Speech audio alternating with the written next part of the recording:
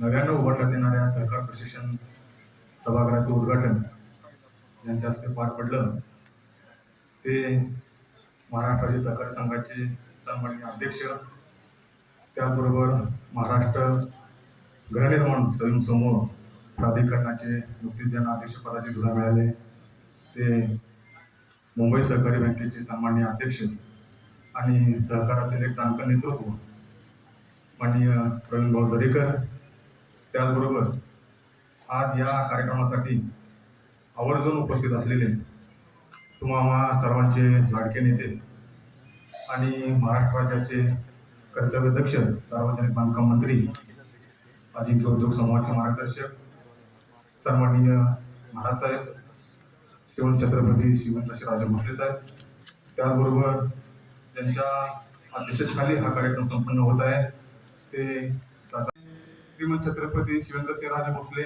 आताच मगाशी कुलकर्णी मॅडम त्याचा परिचय करून दिला, आपल्या सगळ्यांना माहिती आहे. खरं तर सहकार म्हटलं तर या जिल्ह्यामध्ये भाऊसाहेब महाराजांचा उल्लेख करणं गरजेचं असतं. आपण सर्वजण इथं भाऊसाहेब महाराजांच्या आशीर्वादानं काम करत आहे, भाऊसाहेब महाराजांच्या प्रेरणेनं आणि त्यांचा आदर्श घेऊन आपण सहकारामध्ये काम करत आहे. ज्यावेळेला राज्य सहकारी संघामध्ये काही चर्चासत्र असतात त्यावेळेला त्या चर्चासत्रामध्ये आवर्जून भाऊसाहेब महाराजांचा उल्लेख होतो. कारण या राज्यामध्ये सर्वाधिक काळ सहकार मंत्रीपद जर कोणी भूषवलं असेल ते भाऊसाहेब महाराजांनी भूषवलंय. मला आठवतंय की ज्या वेळेला या चळवळीतले जेवढ्या साखर कारखान्याची, जेवढ्या पतसंस्थेची, जेवढ्या नागरी बँकाची निर्मिती झाली त्यानंतरच्या काळात झालेल्या नाही, त्याच्या अगोदरच्या काळात पण झालेलं नाहीये. आणि असे हे भाऊसाहेब महाराज आपल्या जिल्ह्याचे, आपल्या तालुक्याचे, त्यांचा सार्थ अभिमान आपल्याला वाटतो आणि त्यांचाच सहकाराचा समर्थपणे वारसा ज्यांनी चालवलेला आहे, अजिंक्य उद्योग समूहाच्या माध्यमातून त्यांनी चालवला आहे, ते आपले सर्वांचे लाडके नेते, माझे मार्गदर्शक, माझे गुरु आणि ज्यांचा आदर्श घेऊन आपण सर्वजण राजकारणामध्ये किंवा यासारखा कार्यकर्ता राजकारणामध्ये वावरत असतो ते बाबाराजे या ठिकाणी आवरून उपस्थित आहेत. त्यांचंही मी पुन्हा एकदा स्वागत करतो. त्याचबरोबर आमच्या महाराष्ट्र राज्य सहकारी संघाचे सन्माननीय प्रवीण भाऊ दरेकर, खरं तर त्यांच्या नेतृत्वाखाली काम करत असताना सहकारामधला व्यासंग असणारा, सहकारामधला अभ्यास असणारा त्यांच्या एवढा नेता मी सध्याच्या काळामध्ये पाहिलेला नाही. सहकार चळवळीतून अनेक नेते मोठे झालेत, या सहकार चळवळीतून राज्याला मुख्यमंत्री दिलेत, मंत्री दिलेले, परंतु ती सहकार चळवळ टिकावी, ती सहकार चळवळ मजबूत व्हावी, ती सहकार चळवळ जोमाने जोपासावी, त्यासाठी त्या संस्थेमधले काही गुणदोष असतील त्याच्यावर काम करून, त्याचा अभ्यास करून, त्याच्या खोलात जाऊन त्याची सोडवणूक करणं आणि प्रचंड कष्ट उपसणं हे खरं तर प्रवीण भाऊंच्याकडनं शिकण्यासारखं आहे.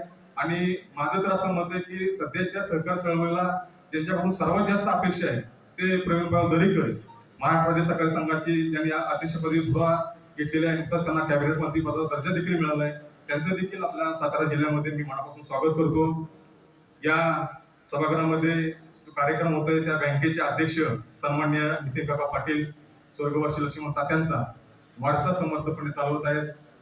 आपल्याला माहित आहे किसनवीर कारखाना कोणत्या अवस्थेत होता, परंतु जर किसनवीर कारखाना परत एकदा उभा करण्याचं योगदान आणि श्रेय कोणाला द्यायचं असेल तर नितीन काकांनी द्यावं लागेल.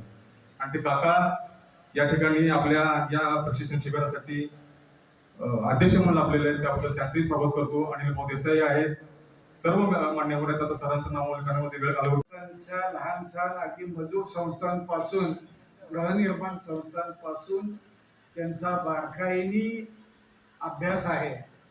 त्याचबरोबर बाबाराजेंचंही आपल्याला सगळ्यांना माहिती आहे की या जिल्ह्यामध्ये बाबाराजेंनी बहुतेक सगळ्या संस्था